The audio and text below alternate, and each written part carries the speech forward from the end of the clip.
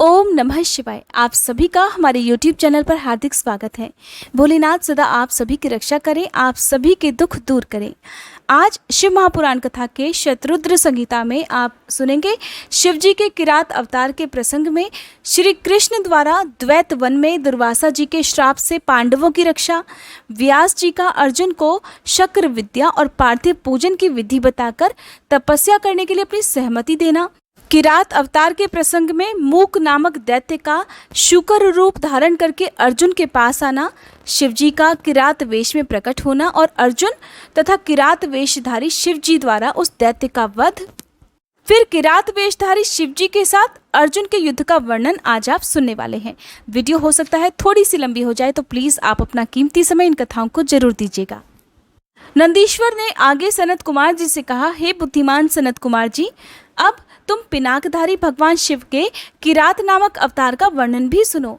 उस अवतार में उन्होंने मूक नामक दैत्य का वध और प्रसन्न होकर अर्जुन को वर प्रदान किया था। जब सुयोधन ने महाबली पांडवों को द्यूत क्रीड़ा में जीत लिया, तब वे सती साध्वी द्रौपदी के साथ द्वैत वन में चले आए। वहीं वे पांडव सूर्य द्वारा दी हुई बटलोई का आश्रय लेकर सुखपूर्वक अपना समय बिताने लगे। हे प्रियवर, उसी समय सुयोधन ने आदरपूर्वक मुनिवर दुर्वासा को छल करने के प्रयोजन से पांडवों के निकट जाने के लिए प्रेरित किया। सुयोधन अर्थात दुर्योधन। तब महर्षि दुर्वासा अपने 10,000 शिष्यों के साथ आनंद पूर्वक वहां गए और पांडवों से मनुकूल भोजन की याचना करने लगे। तब उन सभी पांडवों ने उनकी प्रार्थना स्वीकार करके दुर्वासा आदि तपस्वी मुनियों को स्नान करने के लिए भेज दिया, क्योंकि पांडव जानते थे कि दुर्वासा ऋषि को जब क्रोध आ जाए तो वो किसी को भी श्राप देने से छोड़ते नहीं हैं। मुनीश्वर, इधर अन्ना भाव के कारण वे सभी पांडव बड़े संकट में पड़ गए। मन ही मन प्राण त्याग देने का विचार करने लगे।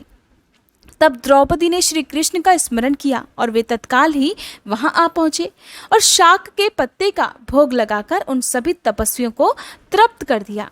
फिर तो महर्षि दुर्वासा अपने शिष्यों को तृप्त हुआ जानकर स्नान करने के बाद वहां से चलते बने।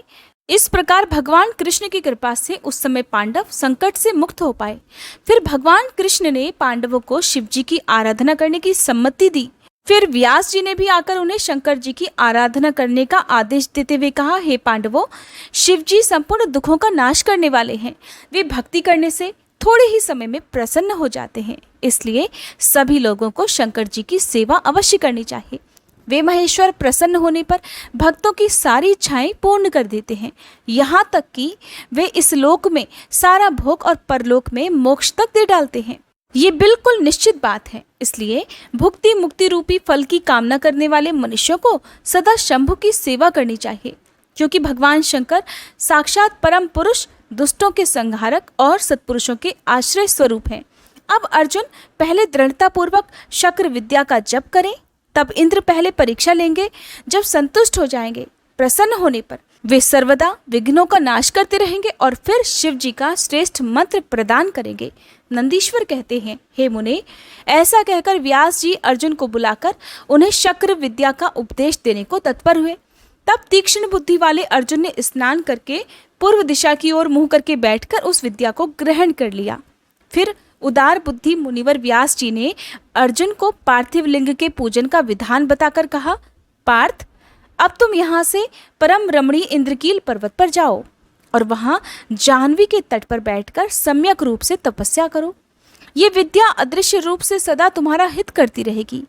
अर्जुन को ऐसा आशीर्वाद देकर व्यास जी पांडवों से कहने लगे, हे पांडवों, तुम लोग धर्म पर दृढ़ बने रहो, इससे तुम्हें सर्वथा श्रेष्ठ सिद्धि प्राप्त हो जाएगी और इसमें अन्यथा विचार करने की कोई जरूरत भी नहीं है। नंदीश्वर कहते हैं, मुने, इस प्रकार मुनिवर व्यास उन पांडवों को आशीर्वाद देकर तथा शिवजी के चरण कमलों का स्मरण करके तुरंत ही अंतर्ध्यान हो गए। उधर शिव मंत्र के धारण करने से अर्जुन में भी अनुपम तेज व्याप्त हो गया। वे उस समय उद्दीप्त हो उठे। अर्जुन को देखकर सभी पांडवों को निश्चय हो गया कि अवश्य ही अब हमारी विजय होगी, क्योंकि अर्जुन में भी विपुल तेज उत्पन्न हो गया है। तब उन्होंने अर्जुन से कहा, व्यास जी के कहे अनुसार तो ऐसा प्रतीत होता है कि इस कार्य को केवल तुम ही कर सकते हो, ये दूसरे के द्वारा कभी भी सिद्ध नहीं हो सकता। इसलिए हे अर्जुन, जाओ और हम लोगों का जीवन सफल बनाओ। तब अर्जुन ने चारों भाइयों और द्रौपदी से अनुमति मांगी। उन लोगों को अर्जुन के विछोह का दुख तो हुआ, पर कार्य की महत्ता को देखकर सभी ने अनुमति दे दी। फिर तो अर्जुन मन ही मन प्रसन्न हुए उस उत्तम पर्वत अर्थात इंद्रकील को चले गए। वहां पहुंचकर वे गंगा जी के पास एक मनोरम स्थान पर, जो स्वर्ग से भी उत्तम और अशोक वन से सुशोभित थी, ठहर गए। वहां उन्होंने स्नान करके गुरुवर को नमस्कार किया और जैसा उपदेश मिला था उसी के अनुसार स्वयं ही अपना वेश बनाया। फिर पहले मन ही मन इंद्रियों का अपकर्ष करके वे आसन लगाकर बैठ गए। फिर समसूत्र वाले सुंदर पार्थिव शिवलिंग का निर्माण करके उनके आगे अनुपम तेजोराशि शंकर जी का ध्यान करने लगे। वे तीनों समय स्नान करके अनेक प्रकार से बारंबार शिव जी की पूजा करते हुए उपासना में लीन रहने लगे। तब अर्जुन के शिरोभाग से तेज की ज्वाला निकलने लगी। उसे देखकर इंद्र के गुप्तचर भयभीत हो गए। वे सोचने लगे, ये यहाँ कब आ गया? पुनः उन्होंने ऐसा विचार किया कि ये घटना इंद्र को बतला देनी चाहिए। ऐसा सोचकर वे तत्काल ही इंद्र के पास गए। गुप्तचरों ने कहा, हे देवेश, वन में एक पुरुष तपस्या कर रहा है, परंतु हमें पता नहीं कि वह देवता है, ऋषि है, सूर्य है अथवा अग्नि। उसी के तेज से संतप्त होकर हम आपके पास आए हैं। हमने उसका चरित्र भी आपसे निवेदित कर दिया। अब आप जैसा उचित समझे वैसा कीजिए। नंदीश्वर कहते हैं, हे मुने, उन गुप्तचरों के ऐसा कहने पर इंद्र को अपने पुत्र अर्जुन का सारा मनोरथ ज्ञात हो गया। तब वे पर्वत रक्षकों को विदा करके स्वयं वहां जाने का विचार करने लगे। हे विप्रवर, इंद्र अर्जुन की परीक्षा लेने के लिए एक वृद्ध ब्रह्मचारी ब्राह्मण का वेश बनाकर वहां पहुंचे। उस समय उन्हें आया हुआ देखकर पांडुपुत्र अर्जुन ने उनकी पूजा की और फिर उनकी स्तुति करके आगे खड़े होकर पूछने लगे, ब्राह्मण, बताइए, इस समय कहाँ से आपका शुभागमन हुआ है? इस पर ब्राह्मण वेशधारी इंद्र ने अर्जुन को ऐसे वचन किए जिससे वह तपस्या से डिग जाए। पर जब अर्जुन को दृढ़ निश्चय देखा तब अपने स्वरूप में प्रकट होकर इंद्र ने अर्जुन को भगवान शंकर का वह गुप्त मंत्र बतलाया और उसका जप करने की आज्ञा दे दी। फिर अपने अनुचरों को सावधानी के साथ अर्जुन की रक्षा करने का आदेश देकर वे अर्जुन से बोले, हे भद्र, तुम्हें कभी भी प्रमाद पूर्वक राज्य नहीं करना चाहिए, परंतु ये विद्या तुम्हारे लिए श्रेयस्कर होगी। साधक को सभी प्रकार से धैर्य धारण किए हुए रहना चाहिए। रक्षक तो भगवान शिव है ही, वे संपत्तियां और फल अर्थात मोक्ष दोनों समान रूप से दे देंगे और इसमें तनिक भी संशय नहीं है। नंदीश्वर कहते हैं, हे मुने, इस प्रकार अर्जुन को वरदान देकर देवराज इंद्र शिवजी के चरण कमलों का स्मरण करते हुए अपने भवन को लौट गए। तब महावीर अर्जुन ने भी सुरेश्वर को प्रणाम किया और फिर वे मन को वश में करके इंद्र के उपदेशानुसार शिवजी के उद्देश्य से तपस्या करने लगे। नंदीश्वर कहते हैं, मुने, फिर अर्जुन व्यास जी के उपदेशानुसार विधि पूर्वक स्नान और न्यास आदि करके परम भक्ति के साथ शिवजी का ध्यान करने लगे। उस समय वे एक श्रेष्ठ मुनि की तरह एक ही पैर के बल पर खड़े होकर सूर्य की ओर एकाग्र दृष्टि करके खड़े खड़े मंत्र का जाप कर रहे थे। इस प्रकार वे परम प्रेम पूर्वक मन ही मन शिवजी का स्मरण करके शंभु के सर्वोत्कृष्ट पंचाक्षर मंत्र अर्थात नमः शिवाय का जाप करते हुए घोर तप करने लगे। उस तपस्या का ऐसा उत्कृष्ट तेज प्रकट हुआ जिससे देवगण विस्मित हो गए।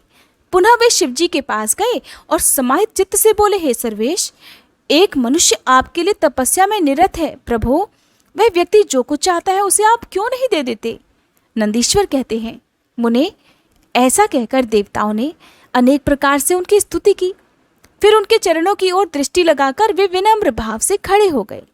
तब उदार बुद्धि और प्रसन्नात्मा महाप्रभु शिवजी उस वचन को सुनकर ठठाकर हंस पड़े। देवताओं से इस प्रकार बोले, देवताओं, अब तुम लोग अपने स्थान को लौट जाओ।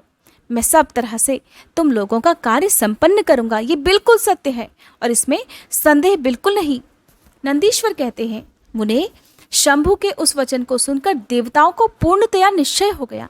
तब वे सब के सब अपने स्थान को लौट गए। इसी समय मूक नामक दैत्य शूकर का रूप धारण करके वहां आया। विपेंद्र उसे उस समय मायावी दुरात्मा दुर्योधन ने अर्जुन के पास भेजा था। वह जहां अर्जुन स्थित थे उसी मार्ग से अत्यंत वेग पूर्वक पर्वत शिखरों को उखाड़ता हुआ, वृक्षों को छिन्न भिन्न करता हुआ और अनेक प्रकार के शब्द करता हुआ आया। तब अर्जुन की भी दृष्टि उस मूक नामक असुर पर पड़ी और फिर वे शिवजी के पाद पद्मों का स्मरण करके इस प्रकार विचार करने लगे। अर्जुन मन ही मन कहने लगे कि ये कौन है, कहाँ से आ रहा है? ये तो क्रूर कर्मा दिखाई पड़ रहा है। निश्चय ही ये मेरा अनिष्ट करने के लिए ही यहाँ आ रहा है, इसमें तनिक भी संशय नहीं। क्योंकि जिसका दर्शन होने पर अपना मन प्रसन्न हो जाए वो निश्चय ही अपना हितैषी है, और जिसके दिखने पर मन व्याकुल हो जाए वो तो शत्रु ही होता है। आचार से कुल का, शरीर से भोजन का, वार्तालाप से शास्त्र ज्ञान का और नेत्र से स्नेह का परिचय मिलता है। आकार से, चाल ढाल से, चेष्टा से, बोलने से और नेत्र तथा मुख के विकार से मन के भीतर का भाव जाना जाता है। नेत्र 4 प्रकार के कहे गए हैं, उज्ज्वल, सरस, तिरछे और लाल। विद्वानों ने इनका भाव भी अलग अलग बतलाया है। नेत्र मित्र का संयोग होने पर उज्ज्वल, पुत्र दर्शन के समय सरस, कामिनी के प्राप्त होने पर वक्र और शत्रु के दिख जाने पर लाल हो जाते हैं। और इस नियम के अनुसार इससे देखते ही मेरी सारी इंद्रियां कलुषित हो उठी है, इसलिए निस्संदेह ये शत्रु ही है और मार डालने योग्य है। इधर मेरे लिए गुरुजी की आज्ञा भी ऐसी है कि राजन, जो तुम्हें कष्ट देने के लिए तैयार हो उसे तुम बिना किसी प्रकार का विचार किए अवश्य ही मार डालना, तथा मैंने इसलिए आयुध भी तो धारण कर रखा है। ऐसा विचार कर अर्जुन ने अपने धनुष पर बाण चढ़ाया और डटकर वहीं खड़े हो गए। इसी बीच भक्त वत्सल भगवान शंकर अर्जुन की रक्षा, उनकी भक्ति की परीक्षा और उस दैत्य का नाश करने के लिए शीघ्र ही वहां आ पहुंचे। उस समय उनके साथ गणों का यूथ भी था और वे महान अद्भुत सुशिक्षित भील का रूप धारण किए हुए थे। उनकी कांच बंधी हुई थी और उन्होंने वस्त्र खंडों से ईशान ध्वज बांध रखा था। उनके शरीर पर श्वेत धारियां चमक रही थी। पीठ पर बाणों से भरा हुआ तरकश बंधा हुआ था और वे स्वयं धनुष बाण धारण किए हुए थे। उनका गण यूथ भी वैसे ही साज सज्जा से युक्त था। इस प्रकार शिव भिल्लराज बने हुए थे। वे सेनाध्यक्ष होकर तरह तरह के शब्द करते हुए आगे बढ़े। इतने में सुअर की गुर्राहट का शब्द 10 दिशाओं में गूंज उठा। उस शब्द से पर्वत आदि सभी जड़ पदार्थ झन्ना उठे। तब उस वनेचर के शब्द से घबराकर अर्जुन सोचने लगे, अहो, क्या ये भगवान शिव तो नहीं है जो यहाँ शुभ करने के लिए पधारे हैं? क्योंकि मैंने पहले भी ऐसा ही सुन रखा है। पुनः श्री कृष्ण और व्यास जी ने भी ऐसा ही कहा है और बारंबार देवताओं ने भी स्मरण करके ऐसी ही घोषणा की है कि शिव जी कल्याणकर्ता और सुखदाता हैं। वे मुक्ति प्रदान करने के कारण मुक्तिदाता कहे जाते हैं। उनके नाम का ध्यान करने से ही मनुष्य का निश्चय ही कल्याण हो जाता है। जो लोग सर्वभाव से उनका भजन करते हैं उन्हें स्वप्न में भी दुख का दर्शन नहीं होता। अगर कदाचित कुछ दुख आ भी जाता है तो उसे कर्मों का फल ही समझना चाहिए। सो भी बहुत की आशंका होने पर भी थोड़ा होता है, या फिर उसे विशेष रूप से प्रारब्ध का ही अर्थात पूर्व जन्म का ही दोष मानना चाहिए। या कभी कभी भगवान शंकर अपनी इच्छा से थोड़ा या अधिक दुख भुगताकर फिर निस्संदेह उसे दूर भी कर देते हैं और उससे दोगुना सुख भी देते हैं। ये बहुत गहन रहस्य की बात है जो आज के इस अध्याय में आपको बताई है। वे विष को अमृत और अमृत को विष भी बना देते हैं। अर्जुन मन ही मन सोच रहे हैं कि यों जैसी उनकी इच्छा होती है वैसा ही शिव करते रहते हैं। भला उन समर्थ को कौन मना कर सकता है? अन्यान्य प्राचीन भक्तों की भी ऐसी ही धारणा थी। इसलिए भावी भक्तों को सदा इस विचार पर अपने मन को स्थिर रखना चाहिए। लक्ष्मी रहे या चली जाए, मृत्यु आंखों के सामने ही क्यों ना उपस्थित हो जाए, लोग निंदा करें या प्रशंसा, परंतु शिव भक्ति से दुखों का विनाश अवश्य ही होता है। शंकर जी अपने भक्तों को चाहे वे पापी हों या पुण्यात्मा सदा सुख ही देते हैं। अगर कभी वे परीक्षा के लिए भक्तों को कष्ट में डाल भी देते हैं तो अंत में दयालु स्वभाव होने के कारण वे ही उसके सुखदाता भी होते हैं, उसे सुख प्रदान भी करते हैं। फिर तो वह भक्त उसी प्रकार निर्मल भी हो जाता है जैसे अग्नि में तपाया हुआ सोना शुद्ध हो जाता है। इसी तरह की बातें मैंने पहले भी मुनियों के मुंह से सुन रखी हैं, इसलिए मैं तो शिव जी का भजन करके उसी से उत्तम सुख प्राप्त करूंगा। अर्जुन मन में ऐसा विचार कर ही रहे थे कि तब तक बाण का लक्ष्यभूत वह सुअर वहां आ पहुंचा। उधर शिव जी भी उस सुअर के पीछे लगे हुए दिख पड़े। उस समय उन दोनों के बीच में वह शूकर अद्भुत शिखर सा दिख रहा था। उसकी बड़ी महिमा भी कही गई है। तब भक्त वत्सल भगवान शंकर अर्जुन की रक्षा करने के लिए बड़े वेग से आगे बढ़े। इसी समय उन दोनों ने उस शूकर पर बाण चलाया। शिवजी के बाण का लक्ष्य उसका पिछला भाग था, जिस तरह पूंछ थी, और अर्जुन ने उसके मुख को अपना निशाना बनाया था। शिवजी का बाण उसके पिछले भाग से प्रवेश करके मुंह के रास्ते से निकल गया और शीघ्र ही भूमि में विलीन हो गया, तथा अर्जुन का बाण उसके पिछले भाग से निकलकर बगल में ही गिर पड़ा। तब वह शूकर रूपधारी दैत्य उसी क्षण मरकर धरती पर गिर गया। उस समय देवताओं को महान हर्ष हुआ। उन्होंने पहले तो जय जयकार करते हुए पुष्पों की वर्षा की, फिर वे बारंबार नमस्कार करके भगवान शिव की स्तुति करने लगे। उस समय उन दोनों ने दैत्य के उस क्रूर रूप की ओर देखा। उसे देखकर शिव जी का मन संतुष्ट हो गया और फिर अर्जुन को महान सुख प्राप्त हुआ। फिर अर्जुन मन ही मन विशेष रूप से सुख का अनुभव करते हुए कहने लगे, अहो, ये श्रेष्ठ दैत्य परम अद्भुत रूप धारण करके ही मुझे मारने के लिए यहाँ आया था, परंतु शिव जी ने ही मेरी रक्षा की है। निस्संदेह उन परमेश्वर ने ही आज इसे मारने के लिए मेरी बुद्धि को प्रेरित किया होगा।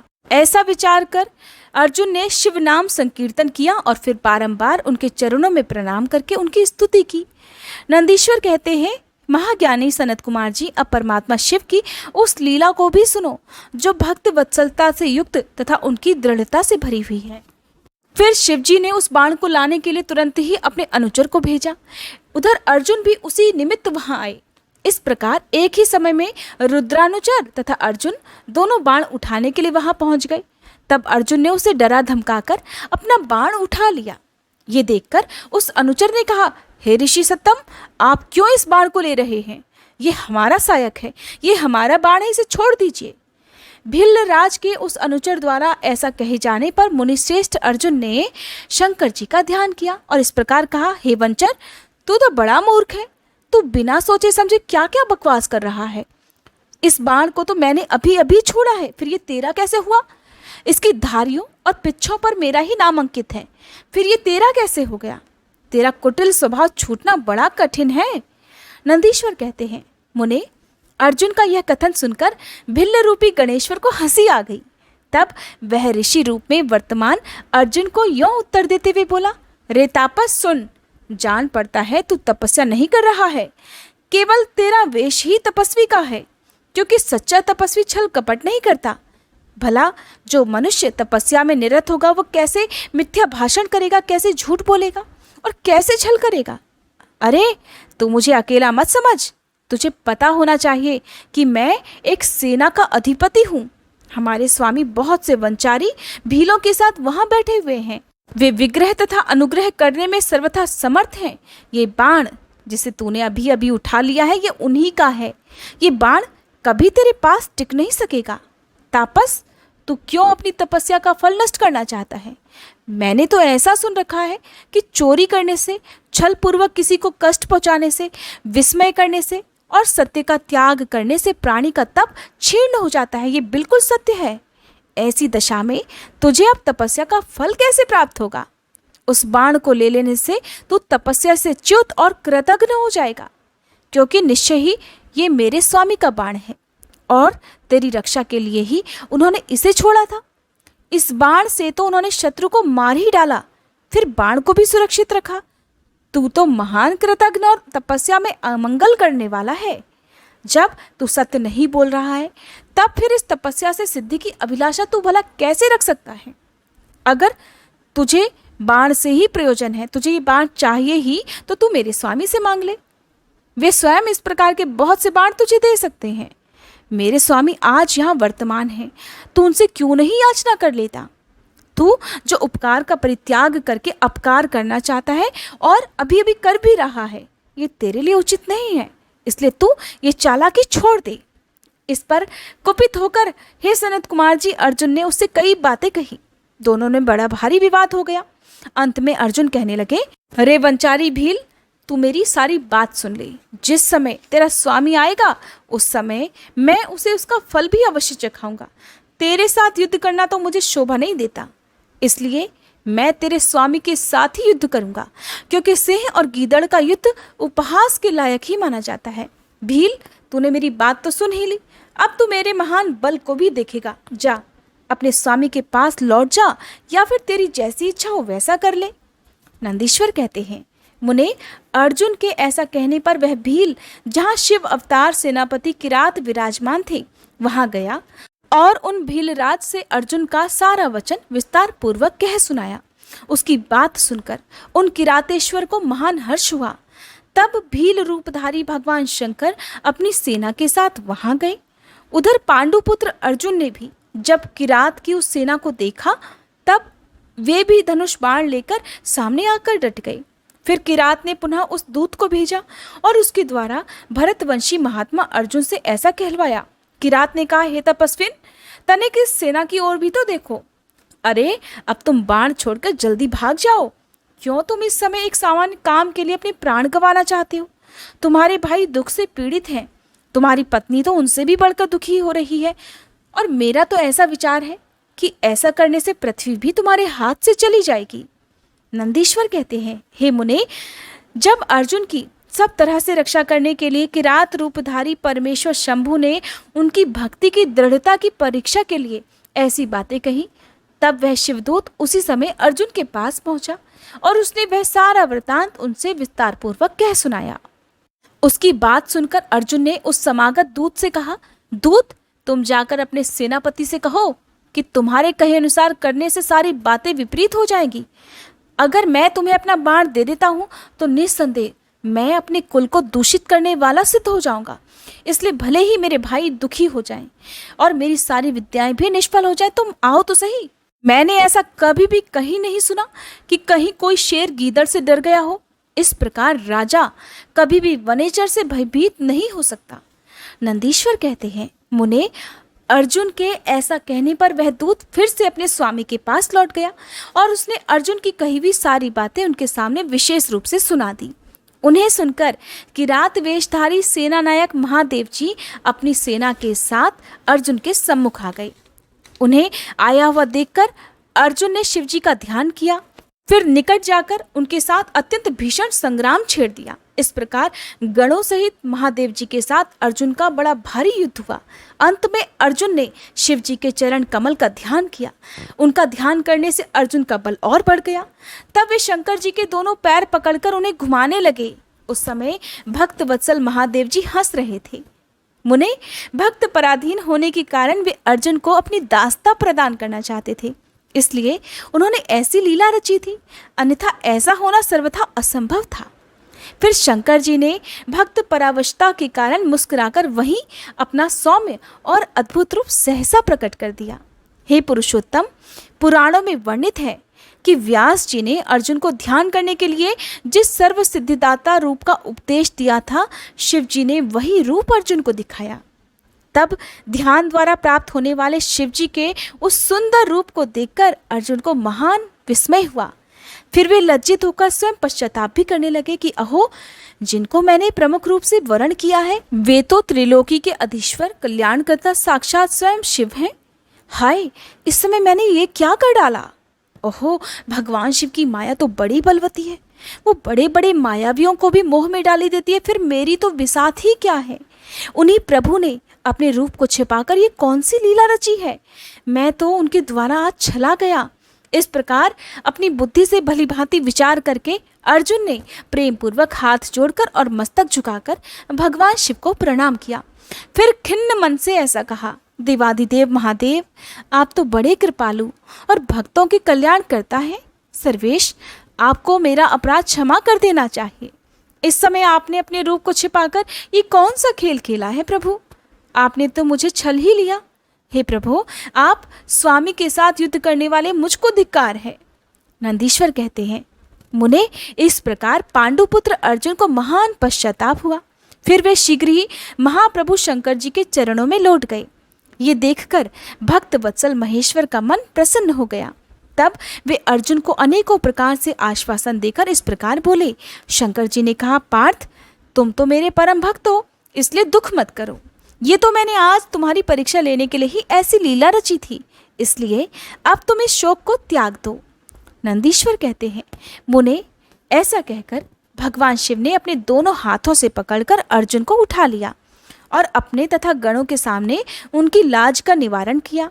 फिर भक्त वत्सल भगवान शंकर वीरों में मान्य पांडुपुत्र अर्जुन को सब तरह से हर्ष प्रदान करते हुए प्रेम पूर्वक बोले। शिव जी ने कहा, हे पांडवों में श्रेष्ठ अर्जुन, मैं तुम पर परम प्रसन्न हूँ। अब तुम कोई वर मांगो। इस समय तुमने जो मुझ पर प्रहार और आघात किया है उसे मैंने अपनी पूजा मान लिया है। साथ ही ये सब तो मैंने अपनी इच्छा से किया है, इसमें तुम्हारा अपराध ही क्या है? इसलिए तुम्हारी जो कोई भी इच्छा हो वो मांग लो, क्योंकि मेरे पास कोई भी ऐसी वस्तु नहीं है जो मैं तुम्हें ना दे सकूं। ये जो कुछ भी हुआ है वह शत्रुओं में तुम्हारे यश और राज्य की स्थापना करने के लिए ही हुआ है। तुम्हें इसका दुख नहीं मानना चाहिए, ना ही तुम्हें पश्चाताप करना चाहिए। इसलिए हे अर्जुन, अब तुम अपनी सारी घबराहट छोड़ दो। नंदीश्वर कहते हैं, मुने, भगवान शंकर के ऐसा कहने पर अर्जुन भक्तिपूर्वक सावधानी से खड़े होकर शंकर जी से बोले। अर्जुन ने कहा, हे शंभो, आप तो बड़े उत्तम स्वामी हैं, आपको भक्त बहुत प्रिय हैं। हे देव, भला मैं आपकी करुणा का क्या वर्णन कर सकता हूँ। हे सदाशिव, आप तो बड़े कृपालु हैं। ऐसा कहकर अर्जुन ने महाप्रभु शंकर की सिद्धयुक्त होकर और वेद सम्मत स्तुति आरंभ कर दी। अर्जुन बोले, आप देवाधिदेव को नमस्कार है। हे कैलाशवासिन, आपको प्रणाम है। हे सदाशिव, आपको अभिवादन है। हे पंचमुख परमेश्वर, आपको मैं शीश झुकाता हूँ। आप जटाधारी और तीनों नेत्रों से विभूषित हैं, आपको बारंबार नमस्कार है। आप प्रसन्न रूप वाले तथा सहस्त्र मुखों से युक्त हैं, आपको प्रणाम है। हे नीलकंठ, आपको मेरा नमस्कार प्राप्त हो। मैं सद्योजात को अभिवादन करता हूँ। वामांक में गिरिजा को धारण करने वाले हे वृषध्वज, आपको प्रणाम है। 10 भुजाधारी आप परमात्मा को पुनः पुनः अभिवादन है। आपके हाथों में डमरू और कपाल शोभा पाते हैं और आप नरमुंडों की माला धारण करते हैं, आपको नमस्कार है। आपका श्री विग्रह शुद्ध स्फटिक और निर्मल कपूर के समान गौरवर्ण का है। हाथों में पिनाक सुशोभित है और आप उत्तम त्रिशूल धारण किए हुए हैं, आपको प्रणाम है। हे गंगाधर, आप व्याघ्र चर्म का उत्तरीय और गज चर्म का वस्त्र लपेटने वाले हैं। आपके अंगों में नाग लिपटे रहते हैं, आपको बारंबार अभिवादन है, आपको बारंबार नमस्कार है। सुंदर लाल लाल चरणों वाले आपको नमस्कार है। नंदी आदि गणों द्वारा सेवित आप गणनायक को प्रणाम है। जो गणेश स्वरूप है, कार्तिकेय जिनके अनुगामी हैं, जो भक्तों को भक्ति और मुक्ति प्रदान करने वाले हैं, उन आपको पुनः पुनः नमस्कार है। आप निर्गुण, सगुण, रूप रहित, रूपवान, कलायुक्त और निष्कल हैं, आपको मैं बारंबार सिर झुकाता हूँ। जिन्होंने मुझ पर अनुग्रह करने के लिए किरात वेश धारण किया है, जो वीरों के साथ युद्ध करने के लिए प्रेमी तथा नाना प्रकार की लीलाएं करने वाले हैं, उन महेश्वर को प्रणाम है। जगत में जो कुछ भी रूप दृष्टिगोचर हो रहा है वह सब आपका ही तेज कहा जाता है। आप चिद्रूप हैं और अन्वय भेद से त्रिलोकी में रमण कर रहे हैं। जैसे धूल कणों की, आकाश में उदय हुई तारिकाओं की और बरसते हुए जल की बूंदों की गणना नहीं की जा सकती, हे महादेव, उसी प्रकार आपके गुणों की भी कोई संख्या नहीं है। नाथ, आपके गुणों की गणना करने में तो वेद भी समर्थ नहीं है, और मैं तो एक मंदबुद्धि व्यक्ति हूँ, फिर मैं उनका वर्णन भला कैसे कर सकता हूँ। हे महेशान, आप जो कोई भी हो, आपको मेरा नमस्कार है। हे महेश्वर, आप मेरे स्वामी हैं और मैं आपका दास हूँ, इसलिए आपको मुझ पर कृपा तो अवश्य ही करनी चाहिए। नंदीश्वर कहते हैं, हे मुने, अर्जुन द्वारा किए गए इस स्तवन को सुनकर भगवान शंकर का मन परम प्रसन्न हो गया। तब वे हंसते हुए फिर से अर्जुन से बोले। शंकर जी ने कहा, हे वत्स, अब अधिक कहने से भला क्या लाभ। तुम मेरी बात सुनो और अपना अभीष्ट वर मांग लो। इस समय तुम जो कुछ भी कहोगे वो सब मैं तुम्हें अवश्य प्रदान करूंगा। नंदीश्वर कहते हैं, हे महर्षि, शंकर जी के ऐसा कहने पर अर्जुन ने हाथ जोड़कर नतमस्तक होकर सदाशिव को प्रणाम किया और फिर प्रेम पूर्वक गदगद वाणी में कहना आरंभ किया, हे विभो, आप तो स्वयं ही अंतर्यामी रूप से सबके अंदर विराजमान हैं, अतः घट घट की जानने वाले हैं। ऐसी दशा में मैं आपसे भला क्या कहूँ। फिर भी मैं जो कुछ कहता हूँ उसे आप सुनिए। भगवान, मुझ पर शत्रुओं द्वारा जो संकट आन पड़ा था वह तो आपके दर्शनों से ही विनष्ट हो गया। अब जिस प्रकार मुझे इस लोक की परासिद्धि प्राप्त हो सके वैसी कृपा कीजिए। नंदीश्वर कहते हैं, मुने, इतना कहकर अर्जुन ने भक्त वत्सल भगवान शंकर को नमस्कार किया और फिर वे हाथ जोड़कर मस्तक झुकाए हुए उनके निकट खड़े हो गए। जब स्वामी शिवजी को ये ज्ञात हो गया कि ये पांडुपुत्र अर्जुन मेरा अनन्य भक्त है, तब वे भी परम प्रसन्न हुए। फिर उन परमेश्वर ने अपने पाशुपत नामक अस्त्र को, जो सर्वथा समस्त प्राणियों के लिए दुर्जय है, अर्जुन को दे दिया और इस प्रकार कहा, वत्स, मैंने तुम्हें अपना महान अस्त्र दे दिया। इसे धारण करने से अब तुम समस्त शत्रुओं के लिए अजय हो जाओगे। जाओ, विजय लाभ करो। साथ ही मैं श्री कृष्ण से भी कहूँगा कि वे तुम्हारी सहायता करेंगे, क्योंकि श्री कृष्ण मेरे आत्मस्वरूप भक्त और मेरा कार्य करने वाले हैं। भारत, मेरे प्रभाव से तुम निष्कंटक राज्य भोगो और अपने भाई युधिष्ठिर से सर्वदा नाना प्रकार के धर्म कार्य कराते रहो। नंदीश्वर कहते हैं, मुने, ऐसा कहकर शंकर जी ने अर्जुन के मस्तक पर अपना कर कमल रख दिया और अर्जुन द्वारा पूजित होकर वे शीघ्र ही अंतर्ध्यान हो गए। इस प्रकार भगवान शंकर से वरदान और अस्त्र पाकर अर्जुन का मन प्रसन्न हो गया। तब वे अपने मुख्य गुरु शिव जी का भक्ति पूर्वक स्मरण करते हुए अपने आश्रम को लौट गए। वहां अर्जुन से मिलकर सभी भाइयों को ऐसा आनंद प्राप्त हुआ मानो मृतक शरीर में प्राणों का संचार फिर से हो गया हो। उत्तम व्रत का पालन करने वाली द्रौपदी को अत्यंत सुख मिला। जब उन पांडवों को ये ज्ञात हो गया कि शिव जी परम संतुष्ट हो गए हैं, तब उनके हर्ष का कोई पार नहीं रहा। उन्हें अर्जुन के मुख से संपूर्ण वृतांत सुनने से तृप्ति ही नहीं होती थी। उस समय उस आश्रम में महामनस्वी पांडवों का भला करने के लिए चंदन युक्त पुष्पों की वर्षा होने लगी। तब उन्होंने हर्षपूर्वक संपत्ति दाता तथा कल्याणकर्ता शिव को नमस्कार किया और फिर 13 वर्ष की अवधि को समाप्त हुई जानकर यह निश्चय किया कि अवश्य ही अब हमारी विजय होगी। इसी अवसर पर जब श्री कृष्ण को पता चला कि अर्जुन लौटकर आ गए हैं, तब ये समाचार सुनकर उन्हें बड़ा सुख मिला और वे अर्जुन से मिलने के लिए वहां पधारे और कहने लगे, हे अर्जुन, हे पार्थ, इसीलिए मैंने कहा था कि शंकर जी संपूर्ण कष्टों का नाश करने वाले हैं। मैं तो नित्य उनकी सेवा करता हूँ, इसलिए आप लोग भी उनकी सेवा करें। मुने, इस प्रकार आज मैंने शंकर जी के किरात नामक अवतार का वर्णन किया। जो इसे सुनता है अथवा दूसरे को सुनाता है, भगवान शिव सदा उनकी रक्षा करते हैं, उनकी सभी मनोकामनाएं पूर्ण करते हैं। जय भोलेनाथ। आज का अध्याय समाप्त हुआ। अगले अध्याय में आप भगवान शिव के 12 ज्योतिर्लिंग अवतारों का विस्तार पूर्वक वर्णन सुनेंगे। हो सकता है सावन मास में आपने भगवान के जिन ज्योतिर्लिंगों की कथा सुनी वो अधूरी हो, वो पूर्ण ना हो, और अब आप कुछ दिनों तक इन ज्योतिर्लिंगों का बड़े विस्तार पूर्वक श्रवण करेंगे। आज की कथा सुनने के बाद भी जिन लोगों ने अभी तक वीडियो को लाइक नहीं किया है, प्लीज़ लाइक ज़रूर कीजिएगा। जिन्होंने चैनल को सब्सक्राइब नहीं किया है, चैनल को सब्सक्राइब अभी करके बेल आइकन जरूर प्रेस कर लीजिएगा।